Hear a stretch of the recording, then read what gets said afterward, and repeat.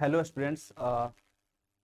पिछले क्लास में हमने प्रीवियस ईयर क्वेश्चन आपका मॉर्फोलॉजी का पूरा देख लिया था और मॉर्फोलॉजी फुल चैप्टर हमने यूट्यूब पर पढ़ा दिया था। अब लड़का लोग जो है ना, स्टूडेंट्स बोल रहा था कि सर आप प्रीवियस ईयर क्वेश्चन का एक पूरा सेशन ले आओ और हर चैप्टर का प्रीवियस ईयर क्वेश्चन यूट्यूब पर डिस्कस कर दो। तो उसी सिलसिले में है ना, हम क्या किए, पहला यूनिट से ही शुरू करेंगे। सेल से सेल साइकिल, सेल डिवीजन, फिर आपका लिविंग बर्ड, इस तरह से सीक्वेंस वाइज में जितना भी बॉटनी का आपका 11th में ऑल 12 चैप्टर्स है, जिसमें मॉर्फोलॉजी का तो हम डिस्कस कर चुके हैं, आपका एनाटॉमी बचा है या फिर जो भी बचा हुआ पार्ट है, सारा का प्रीवियस ईयर क्वेश्चन नीट का एज वेल एज एम्स का हम डिस्कस कर लेंगे और उसके बाद फिर 12th स्टार्ट करेंगे। उसी सिलसिले में आज है ना, सेल का हम क्वेश्चन आपके लिए लेकर आए हैं। प्रीवियस ईयर नीट का कुछ क्वेश्चन है, इसमें कुछ एम्स का भी हो सकता है, देखेंगे और प्रत्येक क्वेश्चन से कुछ न कुछ कॉन्सेप्ट गेन करेंगे। और ऐसा है पैटर्न अपना नीट का कि जो क्वेश्चन वो पूछता है उस पैटर्न, मान लीजिए कि फिक्स है, क्लोरोप्लास्ट माइटोकॉन्ड्रिया पूछ रहा है, इंडो मेम्ब्रेन सिस्टम पूछ रहा है, तो बार बार वो इंडो मेम्ब्रेन सिस्टम ही पूछता है, फिक्स पैटर्न है। समझे बात? पूछ रहा है कि डबल मेम्ब्रेन बॉन्ड कौन है सेल ऑर्गेनेली, तो बार बार पूछता है एकदम फिक्स पैटर्न पे। तो अगर आप प्रीवियस ईयर क्वेश्चन लगाते हो तो उससे क्या होता है, आपका माइंड खुलता है कि अच्छा एक क्वेश्चन आया है तो अगला साल भी देखोगे आप, ईयर बाइज रिपीट होता है ना, कि इंडो मेम्ब्रेन सिस्टम क्या है, इंक्लूजन बॉडी क्या है, सब बहुत बड़ा आया हुआ क्वेश्चन है। तो सब क्वेश्चन एक एक क्वेश्चन देखेंगे, उससे आपका कॉन्सेप्ट सीखेंगे, क्या क्या हम सीख सकते हैं उससे।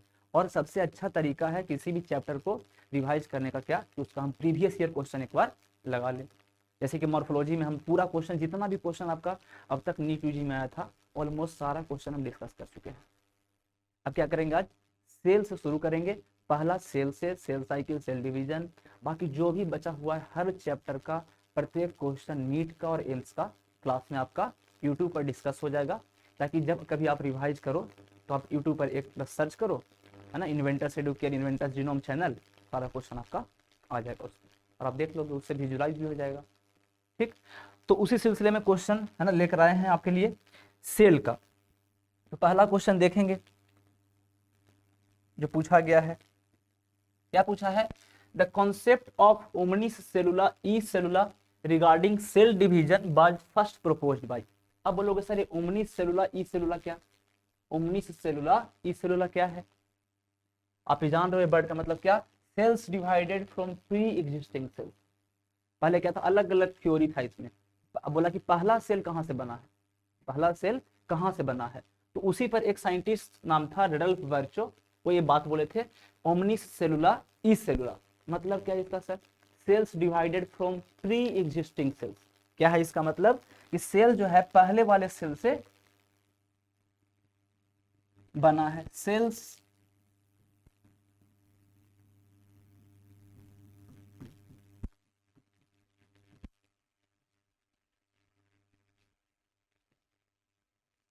फ्रॉम प्री एग्जिस्टिंग सेल्स, मतलब जो पहले से है उसी से आपका डिवाइड करके बना है, cells divided from pre existing cells. देखो ये सब बात आपका, अगर आप एनसीईआरटी बार बार पढ़ते हो, बार बार क्यों एनसीईआरटी बोल रहे हो सर, क्योंकि एनसीईआरटी से ही क्वेश्चन आना है आजकल, प्रो एनसीईआरटी एग्जाम है, और जो क्वेश्चन बाहर से भी आता है उसको भी हम कवर करते हैं। ऐसा तो है नहीं कि बाहर से आ जाएगा तो कवर नहीं करेंगे, उसको भी क्लास में कवर करते हैं। बट आपका एनसीईआरटी अगर आप पढ़ते हो तो सारा क्वेश्चन ऑलमोस्ट कवर हो जाएगा। और एनसीईआरटी अगर कमांड पे है तो सिलेक्शन कोई नहीं रोक सकता है। एक क्वेश्चन बाहर से अगर आ गया तो उससे सिलेक्शन प्रभावित नहीं होगा, उससे सिलेक्शन प्रभावित नहीं होगा।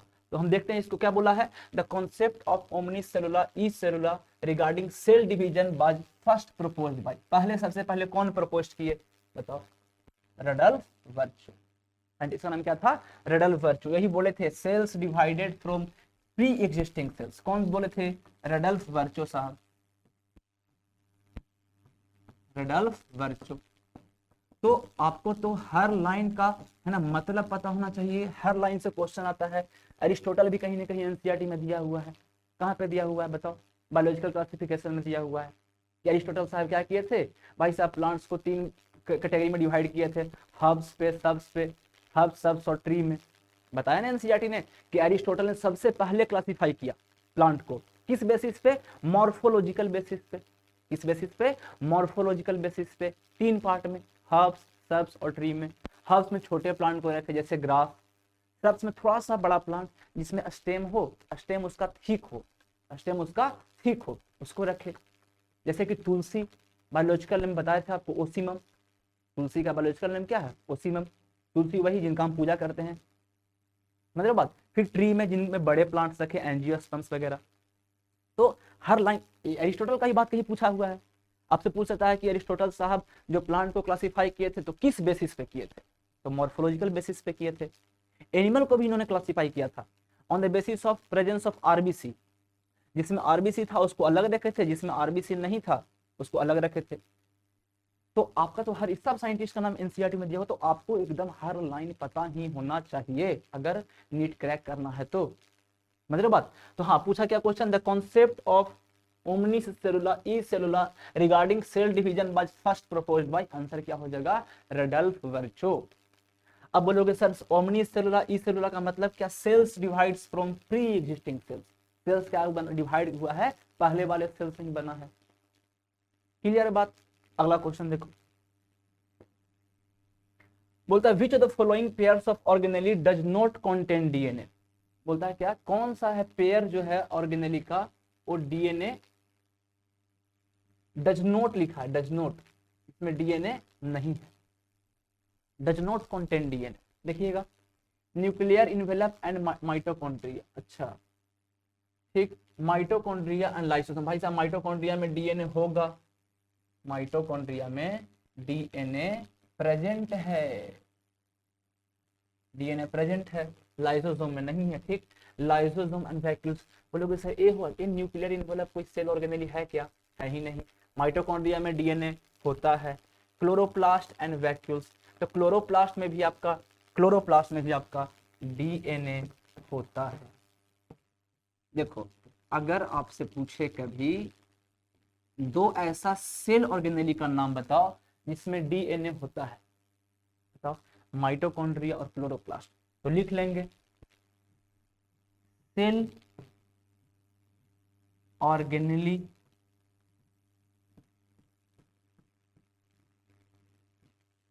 Having DNA. देखो आप अगर इसको अगर ज्यादा अच्छा समझना चाहते हो तो हम समझते हैं क्या कि आपका क्लोरोप्लास्ट और माइटोकॉन्ड्रिया जो है ये पहले प्रोकैरियोटिक सेल हुआ करते थे। क्या हुआ करते थे? प्रोकैरियोटिक सेल हुआ करते थे, क्लोरोप्लास्ट और माइटोकॉन्ड्रिया। क्लोरोप्लास्ट और माइटोकॉन्ड्रिया पहले प्रोकैरियोटिक सेल हुआ करते थे। प्रोकैरियोटिक, आप बोलोगे कि सर ये कोई थ्योरी है इसका क्या? बिल्कुल है, बताता है थ्योरी, एक नाम है थ्योरी का इंडोसिम्बायोटिक थ्योरी। कौन सा थ्योरी है? इंडोसिम्बायोटिक थ्योरी। वह बताता है कि क्लोरोप्लास्ट और माइटोकॉन्ड्रिया पहले प्रोकैरियोटिक सेल हुआ करते थे, पहले प्रोकैरियोटिक सेल हुआ करते थे। तो इससे हम है ना कर सकते हैं आप, इससे पूछा क्या विच of the following pairs of does not contain DNA. भाई साहब क्लोरोप्लास्ट में डीएनए है, यहाँ पर देखो लाइसोसोम एंड वैक्यूल्स, यही हो जाएगा आंसर। यहाँ पर देखो तो माइटोकॉन्ड्रिया में तो डीएनए बिल्कुल है, डीएनए प्रेजेंट है माइटोकॉन्ड्रिया में। न्यूक्लियर इन्वेलप मतलब क्या? न्यूक्लियर मेम्ब्रेन को न्यूक्लियर इन्वेलप लिख रहा है। ठीक, अब बोलोगे कि सर क्लोरोप्लास्ट और माइटोकॉन्ड्रिया में डीएनए होता है, हाँ जी होता है। प्रोटीन सिंथेसाइजिंग मशीनरी भी इसमें होता है। क्यों? क्योंकि ये पहले प्रोकैरियोटिक सेल हुआ करते थे। कौन सी थ्योरी में पढ़ना है सर? इंडोसिम्बायोटिक थ्योरी। कौन सी थ्योरी में पढ़ना है? इंडोसिम्बायोटिक थ्योरी में पढ़ना है। ठीक, तो अब का आंसर क्या हो गया? Lysosome and vacuoles. ठीक, अगला सवाल देखो, बोलता है match the column 1 with column 2 Golgi apparatus। Golgi apparatus का मेन काम क्या है? Formation of glycolipid and glycoprotein, कहीं लिखा है बात? तो गोल्जी apparatus का तो देखो तो एक का तो फोर क्या लिखा? थर्ड है ना, फॉर्मेशन ऑफ ग्लाइकोलिपिड्स, तो एक आपका थर्ड हो जाएगा, एक का थर्ड हो गया। लाइसोसोम्स क्या है? लाइसोसोम्स में हाइड्रोलाइटिक इंजाइम होते हैं, लाइसोसोम्स में हाइड्रोलिटिक इंजाइम होते हैं जो क्या करते हैं आपका डाइजेस्ट करते हैं किसको? प्रोटीन को, कार्बोहाइड्रेट को, बायोमोलिक्यूल्स को। तो इसलिए लाइसोसोम्स का क्या हो जाएगा आपका? 4। ये हो गया बात। वैक्यूल्स में क्या होता है आपका?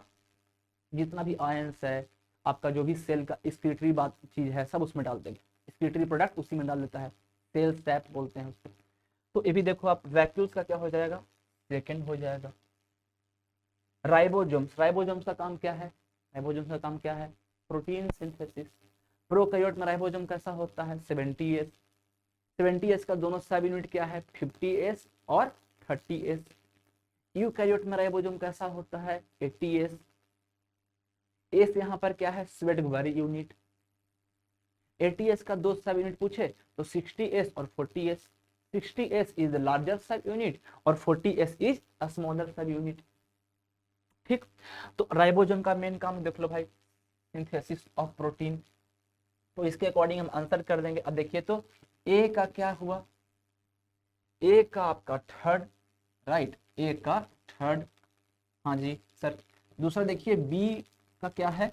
लाइसोसोम्स डाइजेशन ऑफ बायोमोलिक्यूल्स, है ना, प्रोटीन का डाइजेस्ट करेगा प्रोटीएज, लिपिड का डाइजेशन करेगा लाइपेज। तो इस तरह का है ना एंजाइम करना। बी का क्या हो गया आपका? फोर, कार्बोहाइड्रेट का डाइजेशन कौन करेगा? कार्बोहाइड्रेजेज, है ना। हाइड्रोलिटिक एंजाइम मतलब क्या? पानी के हेल्प से तोड़ेगा, पानी लगा के तोड़ दे, हाइड्रोलिटिक एंजाइम, सिंपल भाषा में समझो। वही है, लाइसोसोम्स में भरा होता है हाइड्रोलिटिक एंजाइम। तो बी का क्या हो गया? फोर। वैक्यूल्स, तो सी का क्या हो गया आपका? सेकेंड, तो सी का second sir. D ribosomes, ribosomes का क्या काम है? Synthesis of protein, protein synthesis. Ribosomes का काम क्या है? Protein synthesis. तो प्रोटीन सिंथेसिस देखिए डी का क्या है? फर्स्ट। डी का क्या है? डी का क्या है? फर्स्ट। अब मैच कर लीजिए, जिसमें ए होगा वही आंसर हो जाएगा। जिसमें ए होगा, कब पूछा गया है? उड़ीसा नीट 2019। उड़ीसा नीट 2019। तो देखिए क्या है? ए का थर्ड, बी का फोर, सी का सेकंड, डी का first. I think A is right answer. A में ही दिया ऐसा ऑप्शन।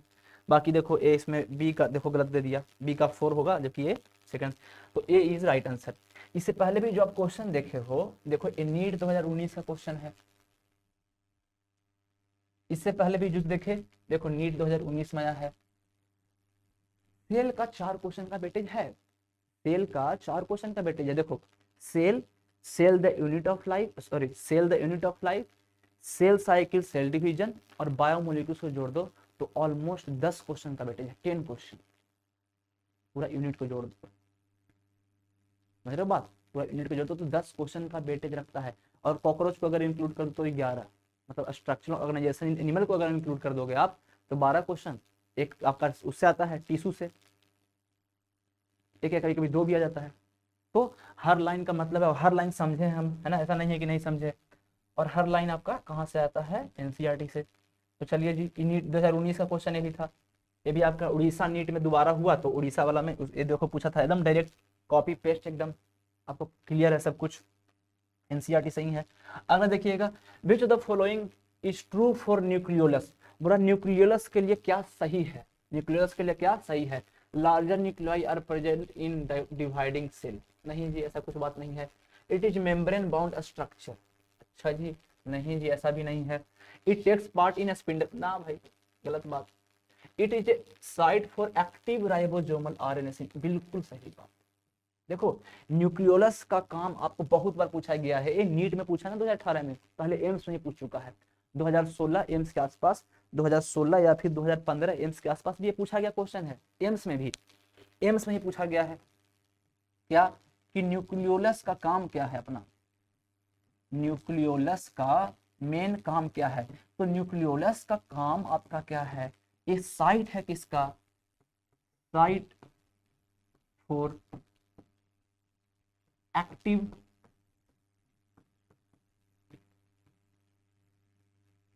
आरएनए सिंथेसिस बोलते हैं। आरएनए सिंथेसिस मतलब क्या? देखो ऐसे लिखते हैं, आरएनए सिंथेसिस। ये आरएनए सिंथेसिस क्या लिखा है एनसीईआरटी में? मिलेगा आपको ऐसे लिखा हुआ। आरएनए सिंथेसिस मतलब क्या? Ribosomal RNA. क्या है? Ribosomal RNA synthesis, ribosomal RNA synthesis, site for active ribosomal RNA synthesis, site for active ribosomal RNA synthesis, ऐसे लिख देता हूं, site for active ribosomal RNA synthesis. ठीक, अब इस क्वेश्चन ऐसा नहीं कि सिर्फ कहीं आया है, एम्स में भी आपका 2015 एम्स में क्वेश्चन एम्स में भी आया हुआ है,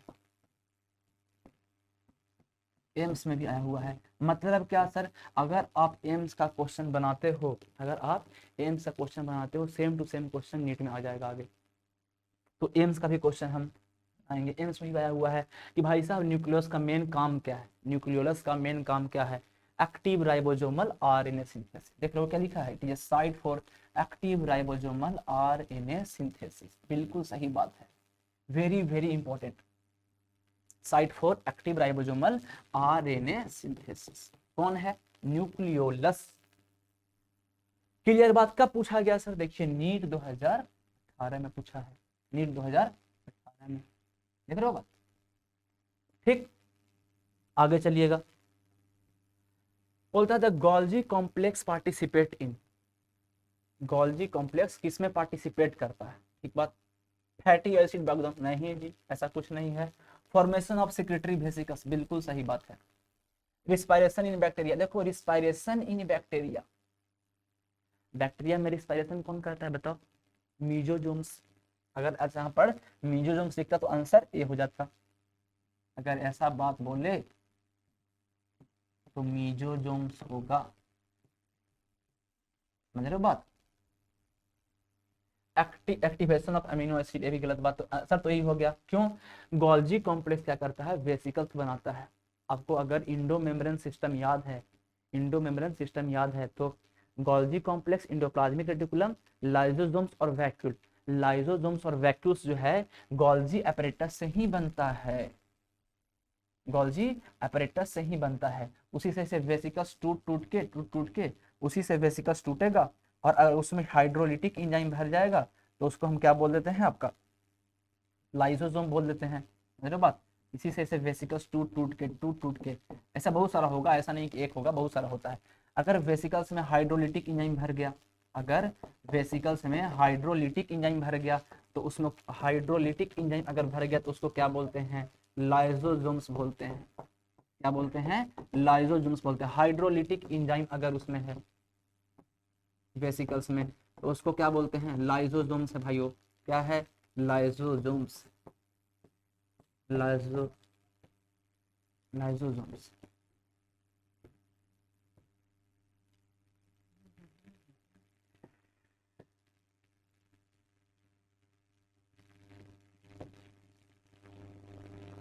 हाँ जी आते हैं, क्या बोलते हैं, लाइसोसोम्स।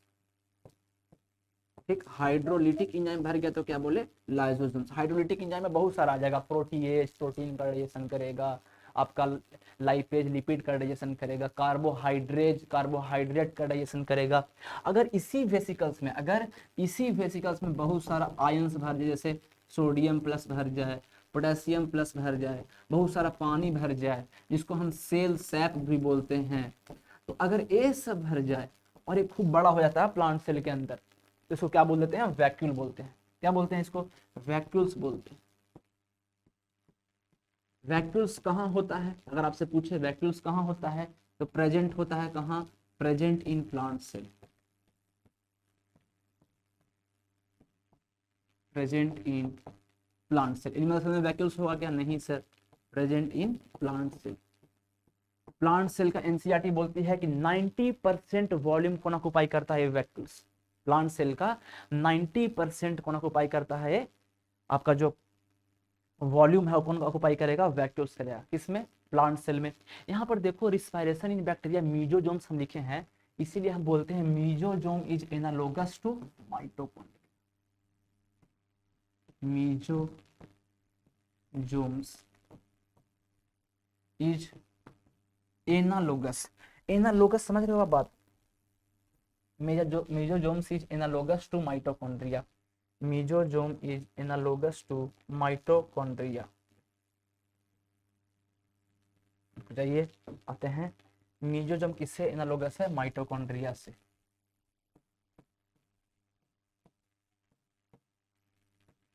ये भी पूछा गया है, mesosome is analogous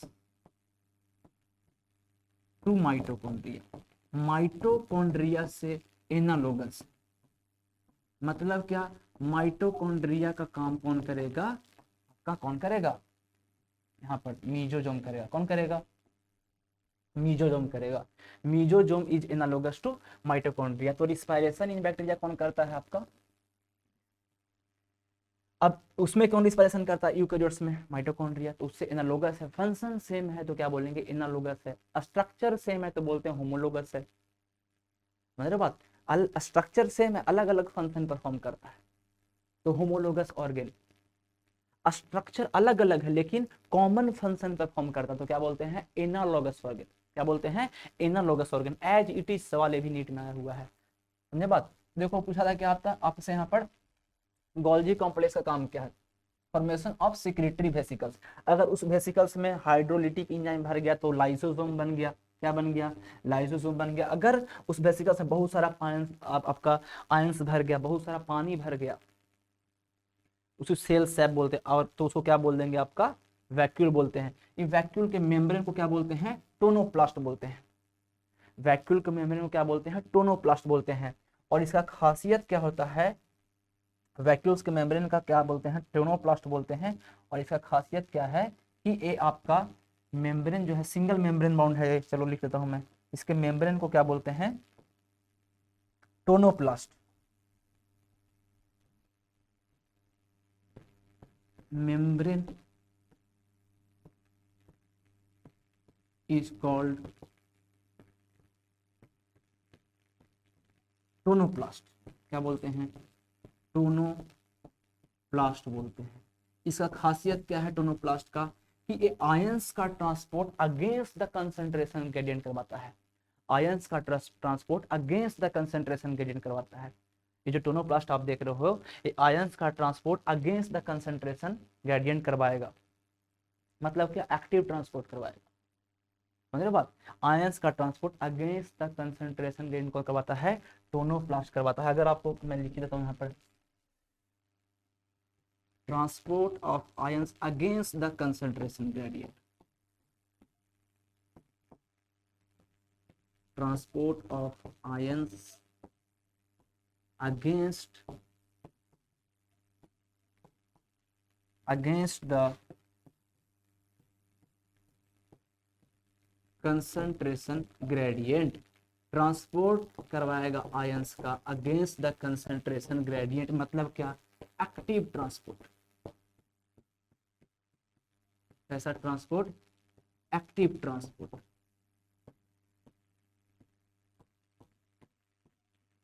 active transport करेगा। समझ रहे बात, चलो जी, तो अपना आंसर तो हो ही गया था।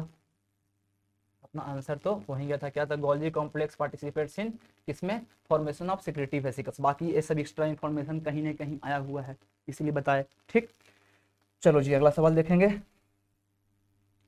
Select the mismatch. मिसमैच पूछा आपसे, ठीक बात। क्या पूछा गया है जी, NEET phase 2 2016, NEET phase 2, NEET phase 2 2016 के अंदर पूछा गया है। पूछा क्या, सिलेक्ट द मिसमैच। तो पहले अंडरलाइन कर देंगे, आपको पहले ही बोले हैं एम बायोलॉजी में क्या करना है, note correct, note incorrect, underline कर लेना है, नहीं तो गलत हो जाएगा। Mismatch, gas vacuoles green bacteria में होता है। अच्छा जी, बिल्कुल सही बात है, होता है। लार्ज सेंट्रल वैक्यूल, देख रहे हो, large central vacuole animal cell में, भाई साहब एनिमल सेल में होता है क्या ना, वैक्यूल्स कहाँ होता है, प्लांट सेल में होता है। कहाँ होगा, प्लांट सेल में होता है। ठीक, प्लांट सेल में होता है वैक्यूल्स। और प्लांट सेल का आपका 90% जो है आपका ऑक्युपाई करता है वॉल्यूम को।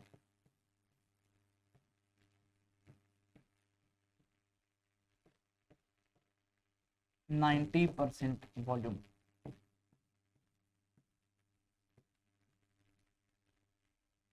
कौन करेगा ऑक्युपाई, आपका vacuole. 90% volume occupied by vacuole. Vacuole जो है 90% प्लांट सेल में उसका 90% जो है आपका वॉल्यूम ऑक्युपाई करता है। प्रोटिस्ट क्या है आपका, यूकैरियोट्स है, तो ये भी सही बात है। प्रोटिस्ट किस में आएगा, यूकैरियोट्स में आएगा। मिथेनोजेंस क्या है, प्रोकैरियोट से, ये भी सही बात है। पूछा क्या है, मिसमैच पेयर, क्या पूछा है, मिसमैच पेयर। तो मिसमैच पेयर कौन हो जाएगा आंसर, बताइए आप ही। मिसमैच क्या है, मिसमैच तो पहला ही है भाई, गलत लिखा, नहीं सेकंड मिसमैच, ये तो सही था। लार्ज सेंट्रल वैक्यूल किस में होगा, प्लांट सेल में वैक्यूल होता है, एनिमल सेल में कोई वैक्यूल नहीं होता है। तो आंसर क्या हो जाएगा, बी। आंसर क्या हो जाएगा, बी। सही बात है, आंसर हो जाएगा क्या, बी, बी, बी आंसर है। ठीक, बी आंसर, आंसर क्या है इसका, बी। मैं अलग से लिख देता हूँ, कंफ्यूजन नहीं होना चाहिए जी। मिसमैच पूछा है मतलब कौन गलत है, समझ रहे हो बात, तो बी है, क्योंकि central vacuole, large central vacuole किस में होगा आपका, प्लांट सेल में होगा। यहाँ पर क्या लिखा है, एनिमल सेल, बात ही खत्म हो गया। क्या पूछा गया, नीट 2016 फेज 2। अगला सवाल देखो, अगला सवाल देखिएगा, सिलेक्ट द रॉन्ग स्टेटमेंट, देख लो अंडरलाइन कर लेंगे तो, wrong statement. Bacterial cell wall is made up of peptidoglycan, bacteria का सेल वॉल किससे बना हुआ है, पेप्टिडोग्लाइकेन से, बिल्कुल सही बात है। Pili and fimbriae are mainly involve in, भाई साहब गलत बात, मेनली इन्वॉल्व इन मोटिलिटी, ना ना ना ना ना ना, पिलाई एंड फिम्बरी जो है सरफेस स्ट्रक्चर होता है, पिलाई और फिम्बरी क्या है, सरफेस स्ट्रक्चर है, जिसका कोई रोल मोटिलिटी में नहीं होता, एनसीईआरटी ने ऐसा लिखा है। और ये क्या लिख रहा है, pili and fimbriae are mainly involve in motility of bacteria, बिल्कुल गलत बात है। तो आंसर तो रॉन्ग तो ही है भाई साहब, रॉन्ग तो ही है। Cyanobacteria lacks flagellated cell, wrong पूछा आपसे ना, रॉन्ग, रॉन्ग तो रॉन्ग तो ही है।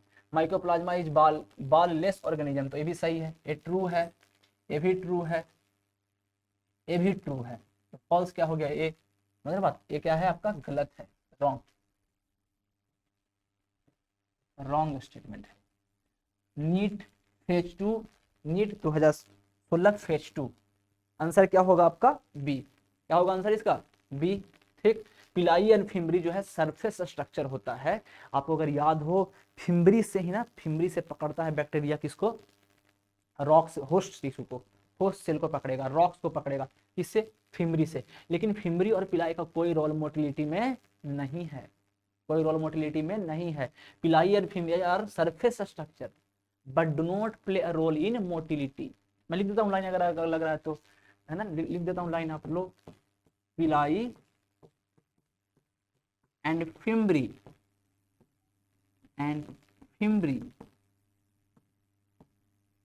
और सरफेस स्ट्रक्चर और सरफेस स्ट्रक्चर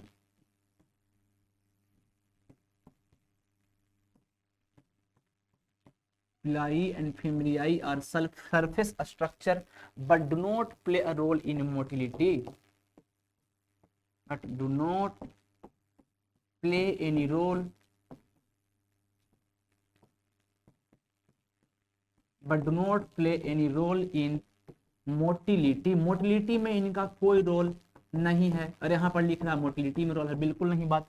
और फिम्बरी आपको याद हो, फिम्बरी बोले आपको ना, यही पूछा गया है, रॉक्स को पकड़ता है, होस्ट टिश्यू को पकड़ता है, कौन, फिम्बरी, कौन, फिम्बरी। तो इंपॉर्टेंट है नीट 2016 फेज 2। अगला सवाल देखिएगा, a cell organelle containing hydrolytic enzyme, बोल रहा ऐसा सेल ऑर्गेनेली का नाम बताओ जो हाइड्रोलिटिक एंजाइम रखता हो अपने पास। आपको पता है आंसर, जहां लाइसोसोम दिख जाए टिक कर देना, लाइसोसोम, तो ए इज आंसर। आपको क्या बोले, इनफैक्ट आप जब इंडो मेम्ब्रेन सिस्टम पढ़ोगे, आप जब इंडो मेम्ब्रेन सिस्टम पढ़ोगे, तो इंडो मेम्ब्रेन सिस्टम में क्या है कि देखो, गोल्गी अपैरेटस से ही लाइसोसोम और वैक्यूल बना है। हम याद करते हैं ऐसे करके, GERLV, जी से क्या, Golgi complex, Golgi complex. ER से क्या, endoplasmic reticulum, endoplasmic reticulum, endoplasmic reticulum. L से क्या, लाइसोसोम, तो इंडोप्लाज्मिक रेटिकुलम तो उससे ऊपर होता है गोल्जी अपरेटस से, उसी से वेसिकल्स इसमें फ्यूज कर करके आता है। और जो लाइसोसोम्स और वैक्यूल आप देख रहे हो, ये जो लाइसोसोम्स और वैक्यूल आप देख रहे हो, ये आपका जो है दोनों किससे बना है, गोल्जी अपरेटस से बना है, जिसमें हाइड्रोलिटिक एंजाइम भर जाता है, उसको हम क्या बोल देते हैं, लाइसोसोम। जिस वेसिकल्स में हाइड्रोलिटिक एंजाइम भरता है, हाइड्रोलिटिक मतलब क्या, आपका पानी लगा के तोड़ेगा, with the help of water तोड़ेगा किसी भी चीज को, प्रोटीन को प्रोटीएज बोलते हैं, जो एंजाइम तोड़ेगा, लिपिड को तोड़ेगा लाइपेज बोलते, डाइजेस्ट कर जाएगा उसको, आपका कार्बोहाइड्रेट को तोड़ेगा तो कार्बोहाइड्रेजेज बोलते हैं। तो हमें क्लियर है बात अपना, ठीक। देखो मीजोजोम का बात यहाँ पर किया है ना, तो मीजोजोम तो आपको बता चुके, मीजोजोम क्या है आपका, बैक्टीरिया के अंदर प्लाज्मा मेम्ब्रेन का इनफोल्डिंग है। इसमें बैक्टीरिया के अंदर ये मीजोजोम जो है प्लाज्मा मेम्ब्रेन का इनफोल्डिंग है। और किससे एनालोगस है, किससे एनालोगस है, माइटोकॉन्ड्रिया से एनालोगस है। किससे एनालोगस है, एनालोगस है माइटोकॉन्ड्रिया से। अब राइबोसोम देखो, तो राइबोसोम का क्या काम है, प्रोटीन सिंथेसिस। क्या काम है, protein synthesis. Membrane less cell organelle है, जो दोनों में होता है, प्रोकैरियोट्स में भी होता है और यूकैरियोट्स में भी होता है। कौन, राइबोसोम। जो प्रोकैरियोट्स में होगा उसको बोलते हैं 70S राइबोसोम, जो यूकैरियोट्स में होता है उसको क्या बोलते हैं, 80S type of ribosome. S क्या है सर, स्वेडबर्ग यूनिट है, जो कि इनडायरेक्ट मेजर करता है किसको, डेंसिटी को और साइज को। मीजोसोम का बात कर चुके कि प्लाज्मा मेम्ब्रेन का इनफोल्डिंग है किसमें, बैक्टीरिया में, प्रोकैरियोट्स में। और किसका काम करेगा, माइटोकॉन्ड्रिया का काम करेगा, इसलिए बोलते हैं एनालोगस टू माइटोकॉन्ड्रिया। क्या बोलते हैं, एनालोगस टू माइटोकॉन्ड्रिया। मीजोसोम जो है आपका किससे एनालोगस है, माइटोकॉन्ड्रिया से एनालोगस, एनालोगस है किससे, माइटोकॉन्ड्रिया। तो देखो ये सब क्वेश्चन में आया हुआ है, ऐसा नहीं है कि कोई एडिशनल बात, ये सब क्वेश्चन में आया हुआ है। मान लो अगला क्वेश्चन वही रहे, which of the following is analogous to mitochondria, mesosome will be the answer. आप पहले देख चुके, प्रोटीन सिंथेसिस कौन करता है, ribosome.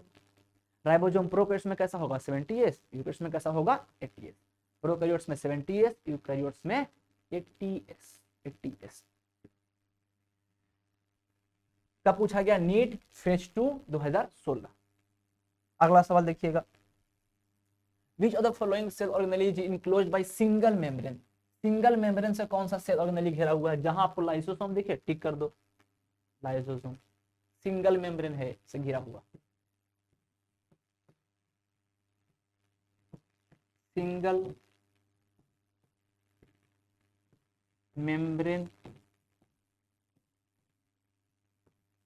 Bond cell organ.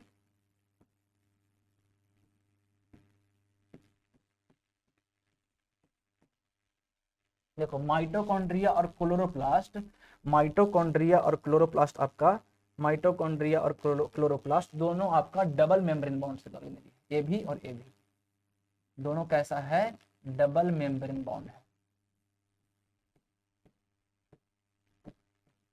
Double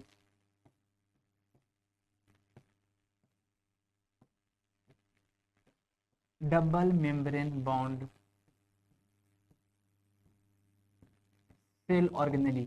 अगर न्यूक्लियस कहीं लिखा होगा तो भी इसी में आएगा, double membrane bound cell organelle है न्यूक्लियस,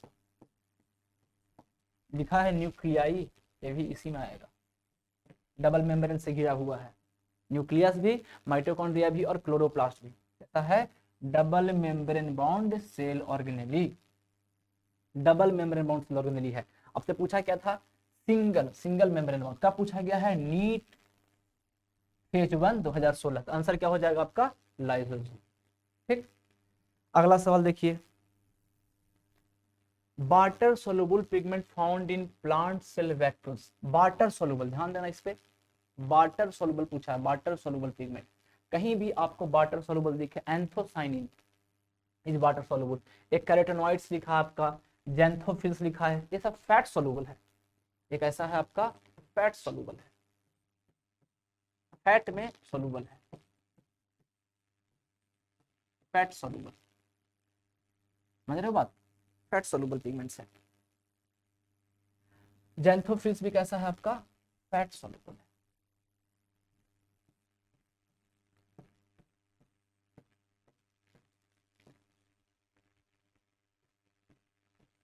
ये आप देख रहे हो जो anthocyanin, anthocyanin is water soluble pigment. ये है कैसा आपका वाटर सोलुबल है, इंपॉर्टेंट है ये।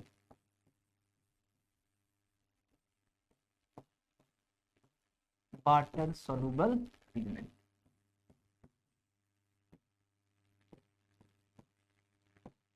क्लियर है बात। वाटर सोलुबल पिगमेंट एक क्लोरोफिल्स, ठीक। वाटर सोलुबल पिगमेंट कौन है? एंथोसाइनिन। तो anthocyanin will be the answer. Answer क्या पूछा आपसे? पूछा क्या है? Water soluble pigment. तो वाटर सोलुबल पिगमेंट कौन है? एंथोसाइनिन है। कौन है? एंथोसाइनिन है। क्लियर है बात का पूछा गया है नीट फेज 1 2016, ठीक। याद रखिएगा ये लिखा हुआ है एनसीईआरटी में, कैरोटेनॉइड्स कैसा है? फैट सोलुबल है। जेंथोफिल्स कैसा है? फैट सोलुबल है। तो याद रखना है chlorophyll fat. Anthocyanin water soluble pigment, पानी में डिजोल्व हो जाएगा। आंसर क्या हो जाएगा? एंथोसाइनिन। अगला सवाल देखिए, विच of the following structure is not found in, not found, देखो देखो नोट, जहां दिखे आपको ऐसा found, not found, not found. Which of the following structure is not, बोल रहा कौन सा स्ट्रक्चर प्रोकैरियोटिक सेल में नहीं मिलेगा? कौन सा स्ट्रक्चर प्रोकैरियोटिक सेल में नहीं मिलेगा?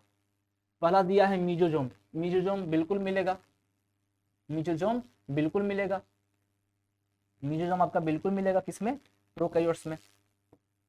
मीजोजोम बिल्कुल मिलेगा किसमें? प्रोकैरियोट्स में। तो मीजोजोम तो आंसर होगा नहीं। अच्छा जी, पूछा प्लाज्मा मेम्ब्रेन, ये भी होता है।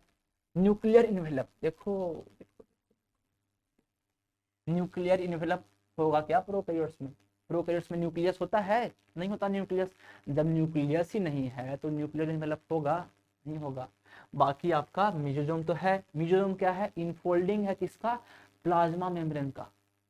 किसमें होता है? प्रोकैरियोट्स में होता है। प्लाज्मा मेम्ब्रेन होता है। राइबोसोम कैसा होगा इसमें?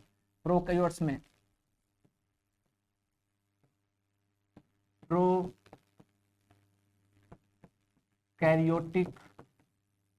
राइबोसोम, यही तो एक ऐसा सेल ऑर्गेनेली है जो दोनों में होता है, प्रोकैरियोट्स में भी और यूकैरियोट्स में भी। प्रोकैरियोटिक राइबोसोम कैसा होता है? 70S होगा। ऐसा होगा 70S होगा। 70S टाइप ऑफ राइबोसोम होता है। इसका लार्जर सब यूनिट क्या है? 50S। स्मॉलर सब यूनिट क्या है? 30S। इसका अगर आप देखो तो लार्जर सब यूनिट कितना होगा? देखो लार्जर सब यूनिट, लार्जर सब यूनिट कैसा होता है? 50S। और स्मॉलर सब यूनिट कैसा होगा? स्मॉलर सब यूनिट कैसा होगा आपका? 30S। एस क्या है यहाँ पर? स्वेडबर्ग यूनिट है। क्या है? स्वेडबर्ग यूनिट है। क्लियर है बात? हाँ जी, हाँ जी, ठीक।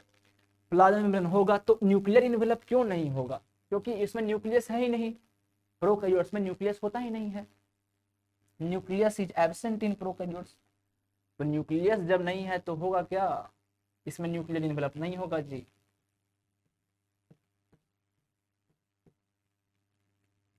Nuclear envelope absent in prokaryotes.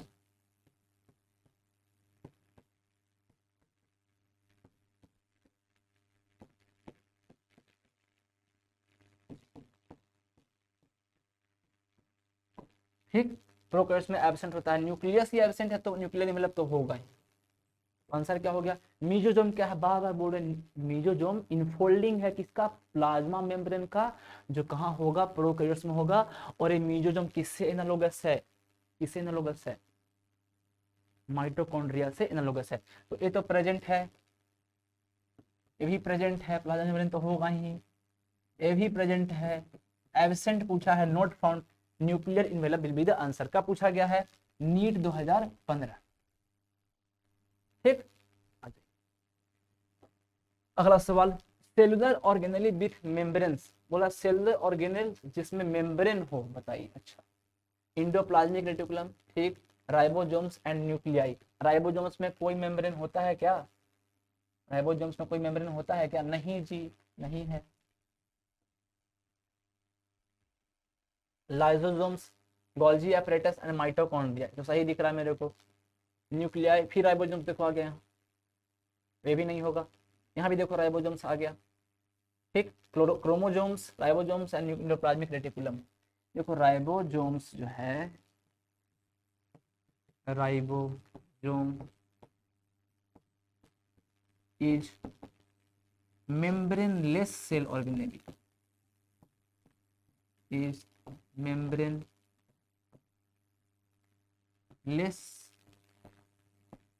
cell organelle।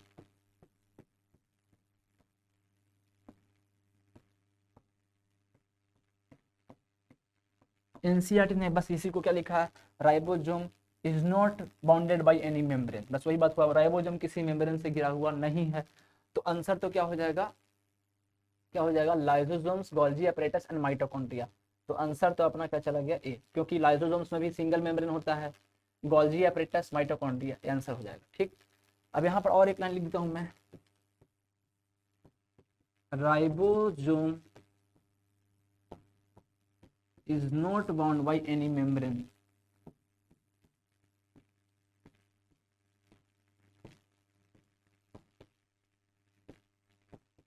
by any membrane,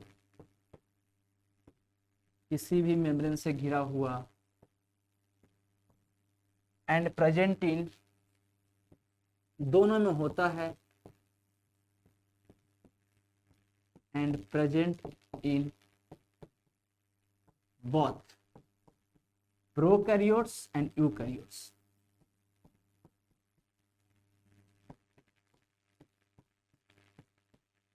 prokaryotes and eukaryotes, समझे बात, इसमें होगा, प्रोकैरियोट्स में भी होगा और यूकैरियोट्स में भी होगा, कौन, राइबोसोम। तो आंसर क्या हो गया आपका, सेकंड, नीट 2015। अगला सवाल देखिए,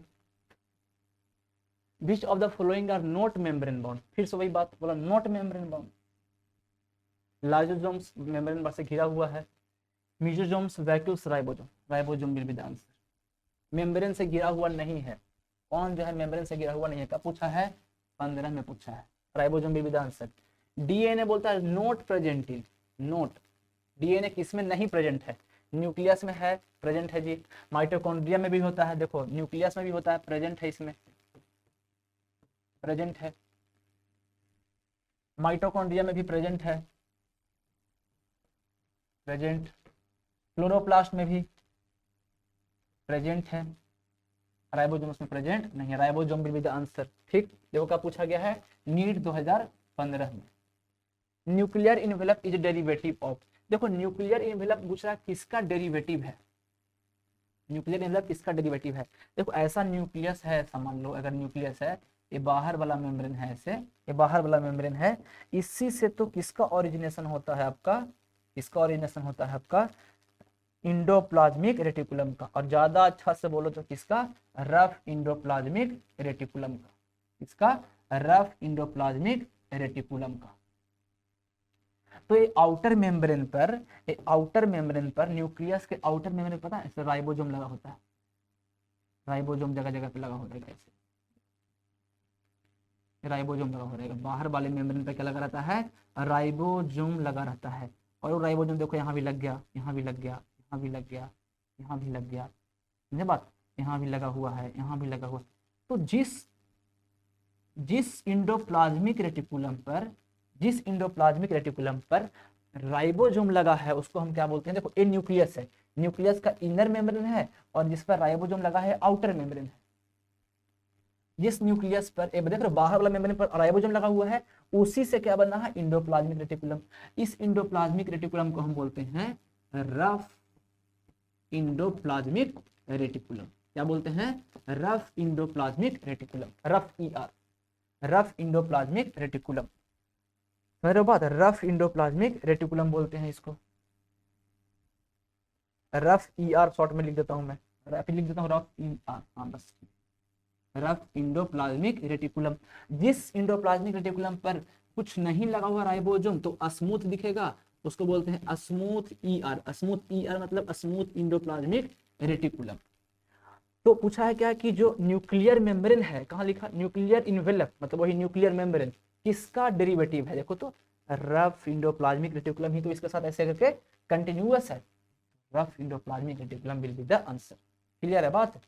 क्या पूछा 2015 में, देख लो स्मूथ इंडोप्लाज्मिक रेटिकुलम नहीं होगा जी, स्मूथ तो यहाँ है, रफ यहाँ है। ठीक, क्लियर है बातें भी। तो 2015 नीट में पूछा गया सवाल है आपसे, कभी बहुत बार पूछा गया इस तरह का सवाल कि किससे कंटिन्यूअस होता है, किससे कंटिन्यूअस होता है रफ या outer membrane of nucleus.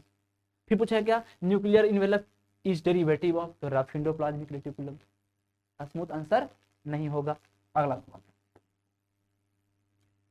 The structure that are formed by stacking of organized flattened membranous sac in chloroplast. देखो होता क्या है, ऐसे ना कॉइन्स की तरह, जैसे कॉइन्स है ना, कॉइन्स की तरह एक कॉइन्स पे दूसरा कॉइन रखा जाता है, एक कॉइन्स पे दूसरा कॉइन रखा जाता है, उस तरह से अगर मेरे पास हो, नहीं है कुछ ऐसा, चलो कोई बात नहीं, ऐसा एक पर दूसरा, एक पर दूसरा, एक पर दूसरा ऐसे रखा हुआ रहता है कॉइन्स की तरह। तो एक को बोलते हैं थाइलाक्वाइड, एक को क्या बोलते हैं थाइलाक्वाइड, और दूसरे को क्या बोलते हैं, एक को बोलते हैं क्या थाइलाक्वाइड्स, एक प्रत्येक एक को थाइलाक्वाइड्स बोलेंगे, और पूरे को क्या बोलते हैं ग्रेना। क्या बोलते हैं ग्रेना, क्या बोलते हैं ग्रेना। पूछा कि the structure that are found by stacking of organized flattened membranous sac in chloroplast. अगर कहीं ग्रेना ऑप्शन है तो वही आंसर हो जाना चाहिए, ग्रेना नहीं है, स्ट्रोमा लैमिली, गलत बात, स्ट्रोमा नहीं जी, सिस्टिन नहीं, ग्रेना। एक को क्या बोलते हैं थाइलाक्वाइड, एक को क्या बोलते हैं, एक पॉइंट को क्या बोल रहे हैं थाइलाक्वाइड, और पूरा पॉइंट जैसे जो गुच्छा बन रहा है ऐसा ऐसा, देखो ऐसा ऐसा ऐसा ऐसे ऐसे ऐसे रखा हुआ है, तो एक को क्या बोले थाइलाक्वाइड, और पूरे को क्या बोल दिए, पूरे को क्या बोल दिए ग्रेना, वही पूछा आपसे। तो ग्रेना विल बी आंसर का पूछा 2015 में। आगे चलिए नेक्स्ट क्वेश्चन देखते हैं। नेक्स्ट क्वेश्चन क्या पूछता है आपसे, select the correct matching in the following. अच्छा करेक्ट पूछ रहा है, देख rough endoplasmic reticulum synthesis of, नहीं जी रफ इंडोप्लाज्मिक रेटिकुलम, देखो रफ इंडोप्लाज्मिक रेटिकुलम पर क्या लगा हुआ था राइबोसोम, राइबोसोम का काम क्या है प्रोटीन सिंथेसिस, और सिक्रीशन हो जाएगा किसका इंडोप्लाज्मिक रेटिकुलम। तो आपसे पूछे कि रफ इंडोप्लाज्मिक रेटिकुलम का काम क्या है, रफ इंडोप्लाज्मिक रेटिकुलम का काम क्या है, तो protein synthesis and secretion, protein synthesis and secretion. यहाँ पर क्या लिखा सिंथेसिस ऑफ ग्लाइकोजन, गलत बात, rough year oxidation of fatty acid भी गलत बात, स्मूथ ऑक्सीडेशन ऑफ फॉस्फोर नहीं जी, स्मूथ इंडोप्लाज्मिक रेटिकुलम का काम क्या है सिंथेसिस ऑफ लिपिड और स्टेरॉइडल हार्मोन्स बनाता है, जैसे कि फीमेल में एस्ट्रोजन प्रोजेस्टेरॉन, मेल में टेस्टोस्टेरोन। तो यहाँ पर आपका जहाँ भी स्टेरॉइडल हार्मोन्स दिखे यहाँ पर, अच्छा यहाँ पर स्टेरॉइडल हार्मोन्स नहीं दिया, यहाँ पर क्या दिया है सिंथेसिस ऑफ लिपिड, और आसान कर दिया। स्मूथ इंडोप्लाज्मिक रेटिकुलम का काम क्या है synthesis of lipid and secretion of steroidal hormones. तो ये तो आपका सही है, स्मूथ ईयर का काम क्या है सिंथेसिस ऑफ लिपिड फैट। ठीक, अगला सवाल देखिए नेक्स्ट क्वेश्चन ए, देखो एक क्वेश्चन ए हो गया, एक क्वेश्चन दूसरा क्वेश्चन ए है, एक क्वेश्चन ए, एक क्वेश्चन ए, और तीसरा क्वेश्चन ए है। द करेक्ट क्या बोला है, the chromosome in which centromere is situated close to one inch, close to one inch, terminal पे नहीं बोला है तो क्या हो जाएगा, ये तो बीच में होगा तो बोलेंगे मेटासेंट्रिक, थोड़ा सा बीच से साइड होगा तो क्या बोलेंगे सब मेटासेंट्रिक, क्लोज टू इंच होगा तो क्या बोलते हैं एक्रोसेंट्रिक, क्या बोल देते हैं एक्रोसेंट्रिक। क्या लिखा है which centromere, the chromosome in which centromere is situated close to one inch, एक इंच के तरफ है, क्या बोलते हैं एक्रोसेंट्रिक। का पूछा है 2015 में पूछा है। ठीक, जब बीच में होगा तो क्या बोलेंगे मेटासेंट्रिक, थोड़ा सा साइड में हो गया सब मेटासेंट्रिक, एक इंच के तरफ हो गया एक्रोसेंट्रिक, एकदम टर्मिनल पर हो जाए तो क्या बोलेंगे टीलोसेंट्रिक। तो आंसर क्या हो जाएगा acrocentric.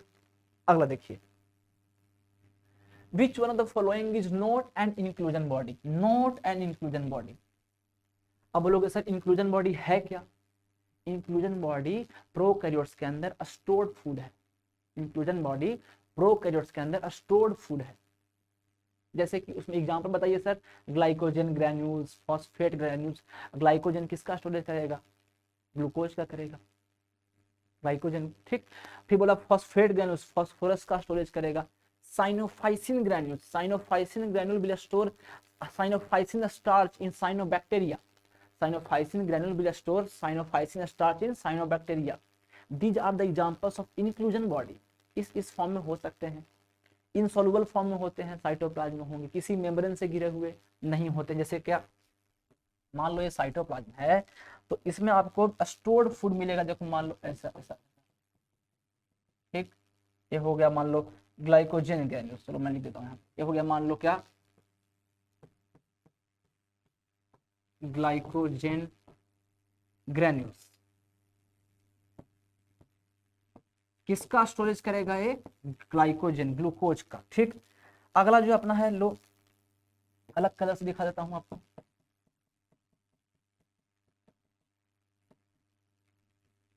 Phosphate granules. Phosphate granules, phosphate granules क्या करेगा, किसका स्टोरेज करेगा, आपका फॉस्फोरस का स्टोरेज करेगा। क्या करेगा, फॉस्फोरस का स्टोरेज करेगा। क्या, फॉस्फेट ग्रैन्यूल्स क्या करेगा, फॉस्फोरस का स्टोरेज करेगा। फॉस्फोरस का स्टोरेज करेगा कौन, फॉस्फेट ग्रैन्यूल्स।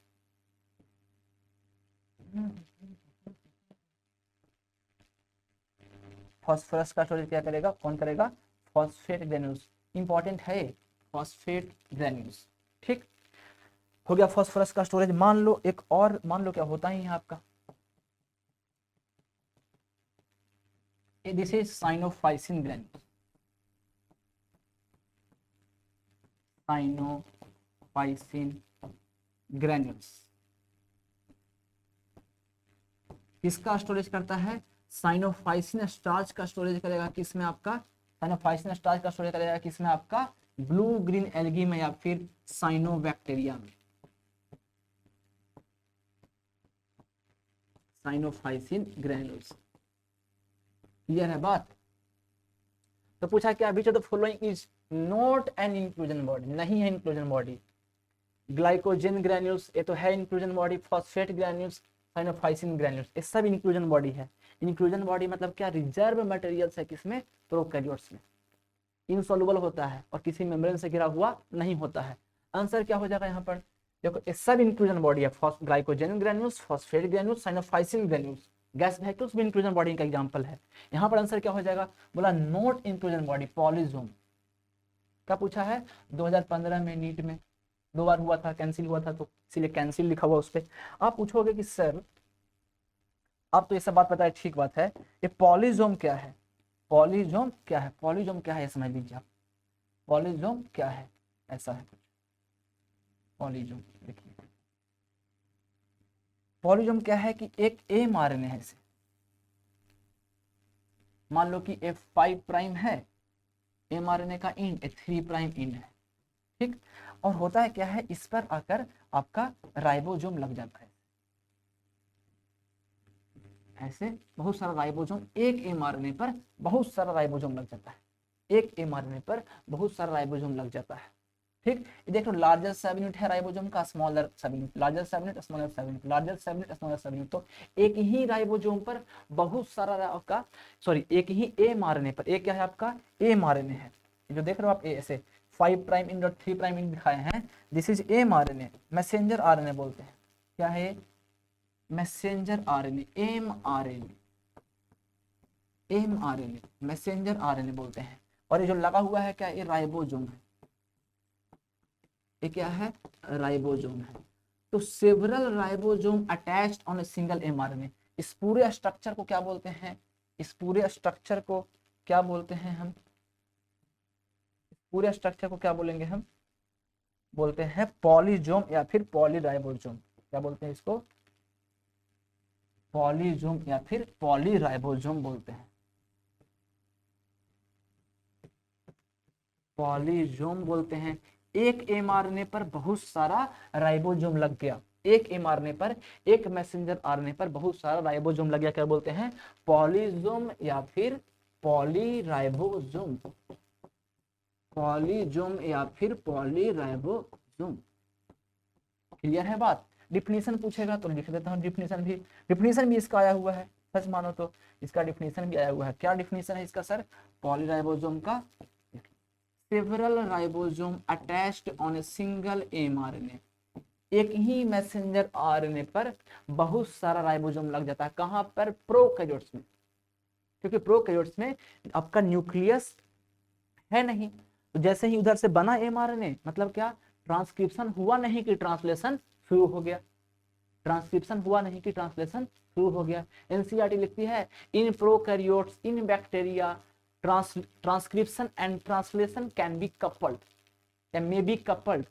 एक ही बार में हो सकता है कि ट्रांसक्रिप्शन भी हो रहा है, मतलब क्या, डीएनए से एमआरएनए बन रहा है, डीएनए से एमआरएनए बन रहा है, डीएनए से एमआरएनए बन रहा है, उसी टाइम एमआरएनए से प्रोटीन भी बन रहा है। एक ही टाइम पर दोनों चीज हो रहा है, ट्रांसक्रिप्शन भी, डीएनए से आरएनए को बनने को क्या बोलेंगे, ट्रांसक्रिप्शन, और आरएनए से प्रोटीन बनेगा तो क्या बोलेंगे, ट्रांसलेशन। तो बोलता है एक ही बार में दोनों हो रहा है, ट्रांसक्रिप्शन भी और ट्रांसलेशन भी। लिख लेंगे several ribosome attached, several ribosome attached on a single mRNA, several ribosome attached on a several ribosome attached on a single mRNA, several ribosome attached on several ribosome attached on a single mRNA, mRNA बोले तो messenger RNA,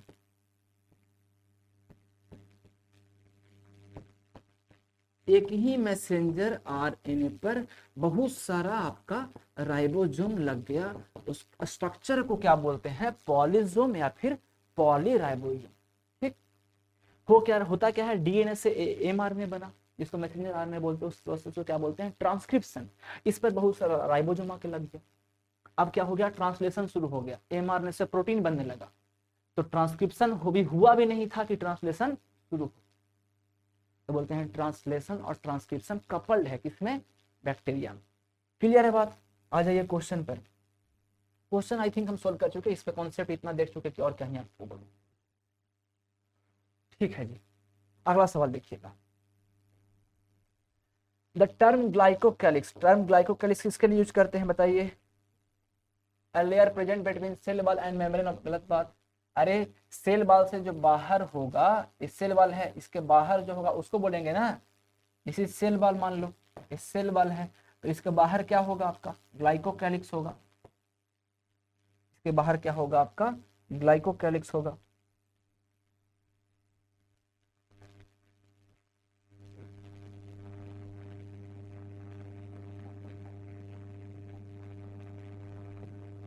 glycocalyx, glycocalyx क्या हो गया भाई,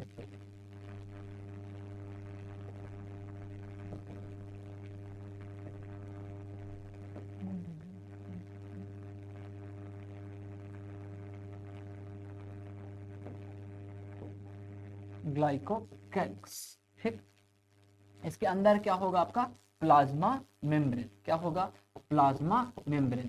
तीनों को जोड़कर cell envelope भी बोलते हैं, क्या बोलते हैं, सेल इनवेलप।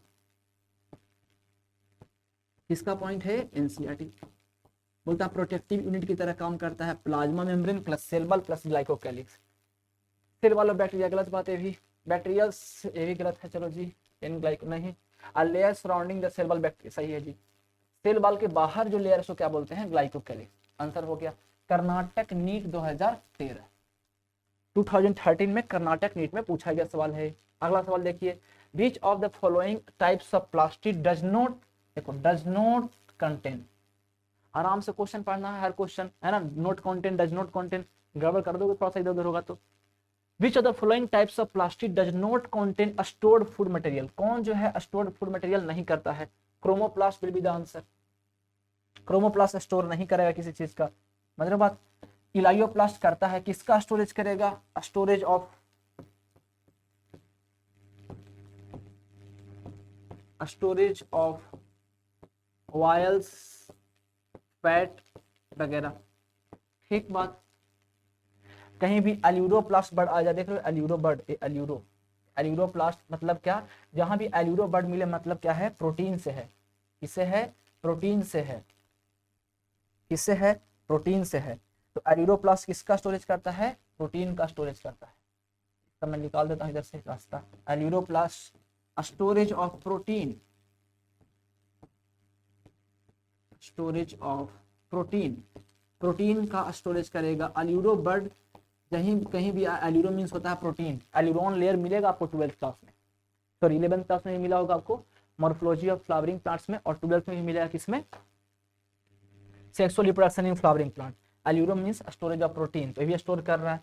अब माइलोप्लास्ट क्या करता है sir, storage of carbohydrate, storage of carbohydrate जैसे कि starch, storage storage of carbohydrate, storage of carbohydrate, किसका स्टोरेज करेगा, कार्बोहाइड्रेट का। जैसे कि स्टार्च का स्टोरेज करता है पोटैटो में, स्टोरेज ऑफ कार्बोहाइड्रेट किसमें करता है, पोटैटो में, क्या, स्टार्च का स्टोरेज। तो बोलता है कौन स्टोर नहीं करता, तो आंसर क्या अपना हो जाएगा, क्या हो जाएगा आंसर, देख चुके आप, क्या हो जाएगा answer, which of the following types of plastid does not contain stored food material, तो chromoplast will be the answer. Elaioplast storage of wells and fats, elaioplast storage of wells and fats, aleuroplast storage of protein, amyloplast storage of carbohydrate जैसे कि starch. Clear है बात, देखो कब पूछा है, Karnataka NEET 2013, Karnataka NEET 2013 में पूछा गया है, देख और सब एनसीईआरटी से। Important site for formation of glycoprotein and glycolipid, बोल रहा इंपॉर्टेंट साइट बताओ ग्लाइकोप्रोटीन और ग्लाइकोलिपिड के फॉर्मेशन का, जहां पर आपको गोल्जी पैटर्न दिख जाए टिक कर दो, ठीक। इंपॉर्टेंट, बहुत बार, बहुत इंपॉर्टेंट है, एम्स में भी आया हुआ है, ये एम्स में भी आया हुआ है, बहुत बार एम्स में भी आया हुआ है, ठीक। Which of the following is not considered as a part of endomembrane system, बोल रहा है note note note note note considered, कौन इंडोमेम्ब्रेन सिस्टम का पार्ट नहीं है। आपको तरीका क्या बताए थे, गर्ल, GERLV,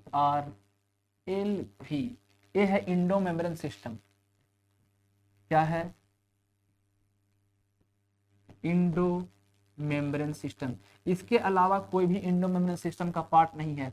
इनको हम इंडोमेम्ब्रेन सिस्टम में क्यों रखे हैं, क्योंकि इनके फंक्शंस एक दूसरे से कोऑर्डिनेटेड है, एक दूसरे के साथ साथ चलेंगे। अब बोलोगे सर जी मतलब क्या सर, गोल्जी कॉम्प्लेक्स, ठीक। ER मतलब इंडोप्लाज्मिक रेटिकुलम, इंडोप्लाज्मिक रेटिकुलम, ये पार्ट है इंडोमेम्ब्रेन सिस्टम का, 4 सेल ऑर्गेनेली। अब से पता है क्या करेगा, बोलेगा विच of the following is not a part of endomembrane system, तो ये 4 सेल ऑर्गेनेली, एक Golgi complex, endoplasmic reticulum, L से क्या याद रखोगे आप, लाइसोसोम, लाइसोसोम, भी से याद क्या रखोगे आप, vacuole.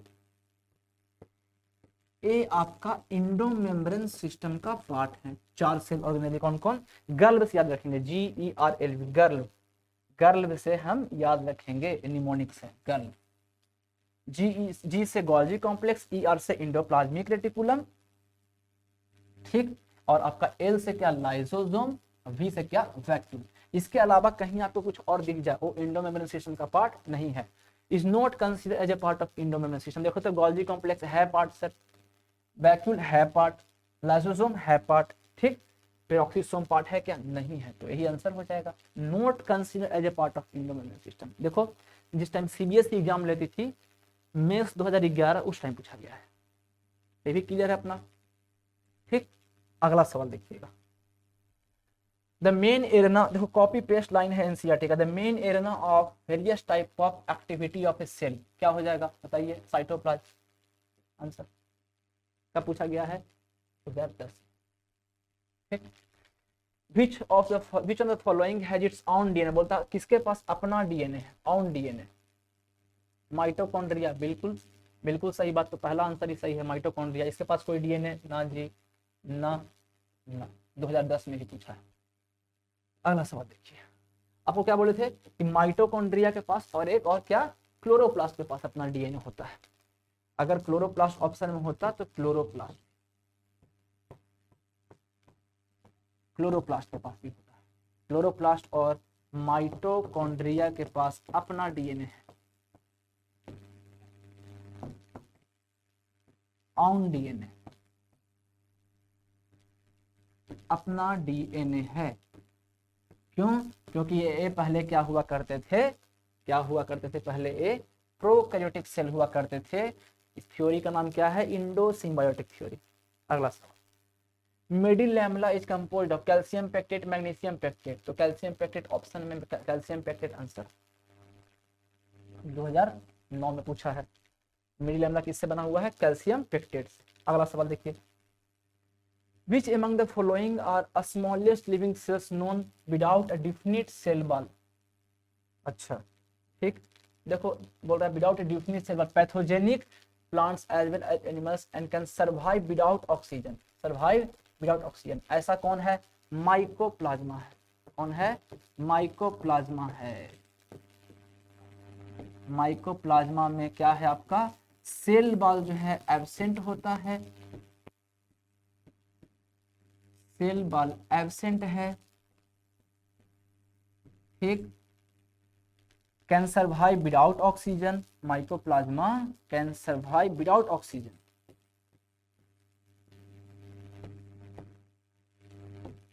Can survive without oxygen, can survive without oxygen. इसका अगर साइज आपसे पूछे तो होता है 0.1 माइक्रोमीटर, ठीक। तो क्या पूछा? Which among the following are smallest cells not without a definite cell wall pathogen, जहां दिखे मान दो माइकोप्लाज्मा। क्या पूछा गया है? 2017 नीट। आंसर क्या हो जाएगा? Mycoplasma, mycoplasma. क्लियर? आगे देखिएगा, which of the following cell organelle is responsible for extracting energy from carbohydrate to form ATP. कौन काम करेगा ये बताइए? कौन करेगा ये काम? Cellular respiration, mitochondria. खत्म, 2017 में पूछा गया ये, तो mitochondria will be the answer. Prokaryotes में कौन करता है यही काम? मीजोजोम करता है। कौन करता है? मीजोजोम करता है। और ये रहा अपना लास्ट क्वेश्चन, देखो क्या लिखे हैं? 0.1 माइक्रोमीटर लिखे हैं। किसका साइज? माइकोप्लाज्मा का। किसका डाटा है? एनसीईआरटी का। इसी को पीपीएलओ भी बोलते हैं, प्लूरो निमोनिया लाइक ऑर्गेनिज्म। क्या बोलते हैं? पीपीएलओ बोलते हैं, PPLO, pleuro pneumonia like organism. समझे बात? देखो अगला सवाल देखो क्या पूछा है, देखिएगा ध्यान से। Inclusion body of blue, green, purple and green photosynthetic bacteria are. आपको पता है इंक्लूजन बॉडी स्टोर्ड फूड है किसमें? प्रोकैरियोट्स में सर। इसमें प्रोकैरियोट्स में स्टोर फूड है, ठीक। क्या क्या आता है उसमें? ग्लाइकोजन ग्रैन्यूल्स, ग्लाइकोजन का स्टोरेज करेगा। फॉस्फेट ग्रैन्यूल्स, फास्फोरस का स्टोरेज करेगा। इनफैक्ट ग्लाइकोजन ग्रैन्यूल्स ग्लूकोज का स्टोरेज करेगा। फॉस्फेट ग्रैन्यूल्स फास्फोरस का स्टोरेज करेगा। और आपका साइनोफाइसिन ग्रैन्यूल क्या करेगा? साइनोफाइसिन स्टार्च का स्टोरेज करेगा किसमें? साइनोबैक्टीरिया में, ब्लू ग्रीन एल्गी में। आप एक और नाम बताते हैं क्या? Gas vacuoles. तो पूछा क्या?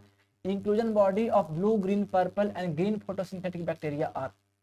कॉन्ट्रेक्टाइल वैक्यूल ना जी, कॉन्ट्रेक्टाइल वैक्यूल कहाँ होता है? अमीबा में होता है। इसमें होता है कॉन्ट्रेक्टाइल वैक्यूल, अमीबा में होता है। गैस वैक्यूल यहाँ पर आंसर हो जाएगा। कॉन्ट्रेक्टाइल वैक्यूल पता है कहाँ होगा आपका? अमीबा में। कॉन्ट्रेक्टाइल वैक्यूल इंपॉर्टेंट है और आया हुआ है एम्स नीट में। कॉन्ट्रेक्टाइल वैक्यूल आपका कहाँ होगा? अमीबा में होता है। और क्या है? इंपॉर्टेंट है किसके लिए? एक्सक्रीशन के लिए। बहुत सारा पानी भर जाता है उसको निकाल देता है कॉन्ट्रेक्टाइल वैक्यूल से अमीबा। Important for excretion.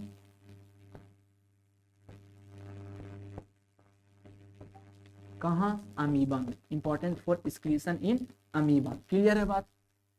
अगला सवाल देखिए, एक तो ये हो गया। क्या पूछा गया? 2020 नीट 2020 इसमें पूछा है, नाम आपको पता ही है, नीट 2020 में, sorry. The biosynthesis of ribosomal RNA, पहले ही हो चुका बात। राइबोसोमल आरएनए बहुत बार आया हुआ है क्वेश्चन, एम्स में भी आया हुआ है। आंसर क्या होगा? Ribosomal RNA nucleolus. का पूछा है? नीट 2020 में पूछा है जी, देख रहे हो लगातार। The size of pleuropneumonia, PPLO किसको बोलते हैं? माइकोप्लाज्मा को बोलते हैं। पीपीएलओ किसको बोलेंगे? पीपीएलओ, प्लूरोनिमोनिया लाइक ऑर्गेनिज्म किसको बोलते हैं? माइकोप्लाज्मा को बोलते हैं। किसको बोलते हैं, माइकोप्लाज्मा को बोलते हैं। साइज कितना आपको बताए थे, 0.1 माइक्रोमीटर बताए थे, वही यहाँ पर पूछा था शायद। The size of pleuropneumonia like organism PPLO is a आपका नहीं जी 0.1 माइक्रोमीटर बेबीदा। तो यहाँ तक जितना भी क्वेश्चन लाए, देखो ये आपका गिनती में आप है ना 22 क्वेश्चन है, आई थिंक इसमें आपका 34 क्वेश्चन का आसपास हम डिस्कस कर चुके हैं सेल का। आगे और क्वेश्चन लेकर आएंगे आपके लिए सेल में भी, और आपका एम्स का भी क्वेश्चन लेकर आएंगे। तो नीट का है, नीट का और क्वेश्चन जो भी होगा लेकर आएंगे इसी फॉर्म में पीपीटी में, और आपका एम्स का भी लेकर आएंगे। अब प्रत्येक क्वेश्चन हम क्लास में ही करेंगे, तब कि आप जाके आप लास्ट में जब रिवाइज कर सको तो एक बार आप है ना पूरा क्वेश्चन देख यूट्यूब के थ्रू। और क्या करना है आपको, साथ साथ एक बार रिवाइज करते चलना साथ में, क्योंकि अब हम 12th क्लास स्टार्ट हम लोग करेंगे। जब 12th क्लास स्टार्ट करेंगे तो फिर 12th आप 11th का बात भूलोगे, इसीलिए क्या करेंगे 10 क्लास में लगातार सारा 11th का प्रीवियस ईयर क्वेश्चन डिस्कस कर देंगे। 2 चैप्टर का तो हो गया, मॉर्फोलॉजी का, सेल का भी ऑलमोस्ट हो चुका है। जो पार्ट बचा हुआ अभी है, जो क्वेश्चन बचा हुआ है उसको भी हम डिस्कस कर देंगे। और cell cycle, cell division, anatomy of flowering plants, जो भी बोला जाएगा है ना, आप जो भी बोलोगे बच्चा लोग जो बोलेगा कर देंगे उसको डिस्कस। और आपका क्या है, इससे क्या है कि आपको विजुलाइज होगा कि क्या, देखो क्वेश्चन ऐसा आता है, देखो ये कितना बार रिपीट हुआ क्वेश्चन है ना, कितना बार रिपीट हुआ है। अब साइज देखो, तो साइज पूछा है किसका, PPLO का। एनसीईआरटी में मेंशन है कि 0.1 माइक्रोमीटर होता है। कुछ इंपॉर्टेंस है एनसीईआरटी के डाटा का, इतना इंपॉर्टेंस है कि उसका साइज तक पूछ दिया। और बहुत बार ये सब पूछा गया है कि जो है बाललेस है, क्या है, जो बात देख रहे थे ना कि ये वाला बात, बिना ऑक्सीजन का सर्वाइव कर सकता है माइकोप्लाज्मा, तो ये सब बात बहुत बार पूछा गया है, समझ रहे हो बात। तो हम इस क्लास को यहीं पे खत्म करते हैं बच्चों, थैंक यू। अगले क्लास में हम और आपके लिए क्वेश्चन लेकर आएंगे।